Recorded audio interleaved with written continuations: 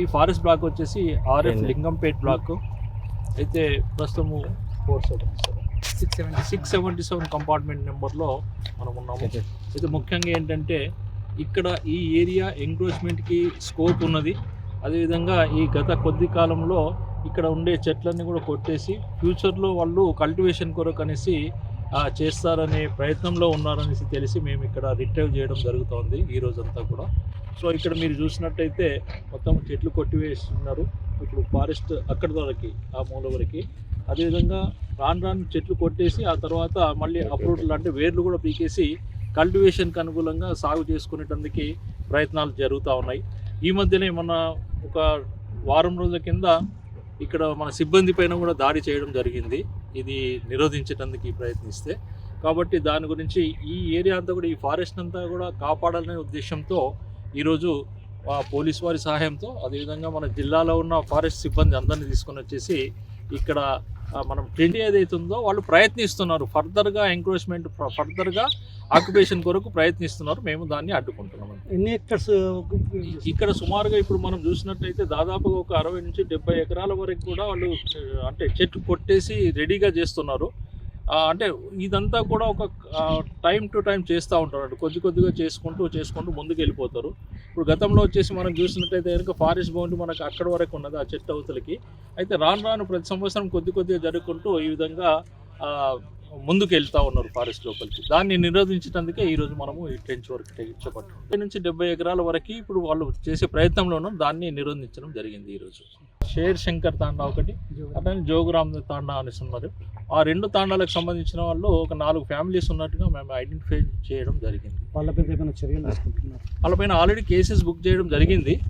అయినప్పటికీ కూడా వాళ్ళు ఆగలేదు, వాళ్ళు ఇంకా ప్రయత్నం చేస్తూ ఉన్నారు.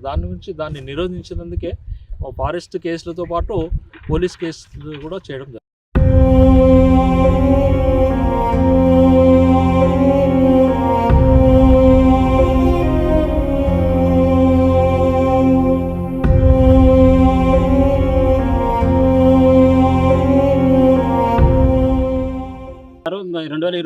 నుంచి ఇచ్చిర్రు పాస్బుక్లు, వయసు అప్పుడు చచ్చిపోయినప్పుడు. ఇప్పుడు ఇచ్చినా కూడా బాబా సార్ వచ్చి మళ్ళీ అలా చేసినాం. మా తమ్ముడు చనిపోయిండు ఈ భూమిలో, గుడానికి నమ్మకం సార్ వచ్చి చూసిరు, ఎమ్మెల్యే వాళ్ళందరూ కూడా వచ్చి చూసిరు. వచ్చినా కానీ మళ్ళీ అట్లా దున్నకబడి అరే మీరు ఇట్లా చేస్తారు, అలా ఉన్నోళ్ళు పైసలు కూడా ఇస్తారు, తోనే చేపించుకుంటారు. అని మా దగ్గర లేవు, మేము ఎట్లా చేయాలి? లేనప్పుడు ఎంతో కొంత కొట్టుకుని ఉన్న పాస్బుక్లు అయితే భూమిని అయితే చేసుకుంటాం. అది నువ్వు ఇట్లా కాదు అట్లానికి మనం బెదిరించి పైసలు తీసుకుంటే ఎట్లా మంచిగా ఉంటుందా? 80,000 లక్ష రూపాయలు అంటే 7 లేవని మేము జీతం ఉండాలి. సో అలా బాబా సార్ కోసం ఇప్పటికే 2 సార్లు జైలు పంపించాడు. ఎవరు బాబా సార్? ఎవరు బాబా సార్? ఫారెస్ట్. ఇప్పుడు మా బాబాయ్లకు మాకు ఈ రోజు తిప్పలు పెడుతుండు. సరే మాకు కొడతాడు, ఈడు చేస్తాడు అంటే నువ్వు వీడ తీస్తే ఈడే ఉండాలి కదా. నువ్వు డ్యూటీ చేసినప్పుడు ఇన్నే ఉండాలి కదా. నువ్వు కొట్టడానికి వస్తారు, రౌత తీసుకుని వస్తున్నా అంటే నువ్వు రౌత తీసుకుని వస్తున్నా అంటే నువ్వు మాకు బుగలు కదా. 4-5 ఎకరాలు సార్ మొత్తం కబ్జా చేస్తుంది.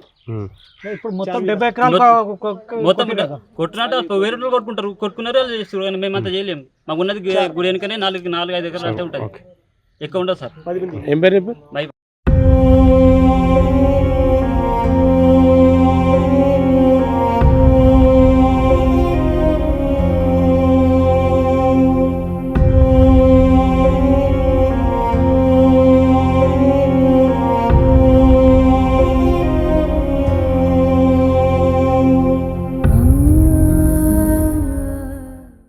మేము లంచం ఇస్తే వాళ్ళు మా దగ్గర వెళ్ళలేవు సారు, ఇక మా దగ్గర వెళ్ళలేవు, మేము ఇవ్వలేము సారు. మాకు ఇగో బాబా సార్ ఇంత తిప్పలు పెడుతుంది సారు. మేము మరి మందు తాగి చచ్చిపోవన్నా ఉండన్నా మేము లంచం అడగతుంది. ఎక్కడికి వెళ్ళి లంచం ఇవ్వాలి? మేము లంచం లేనిది ఇగో ఇట్లా చేస్తుండు, మాకు గొడవ పెడుతుండు.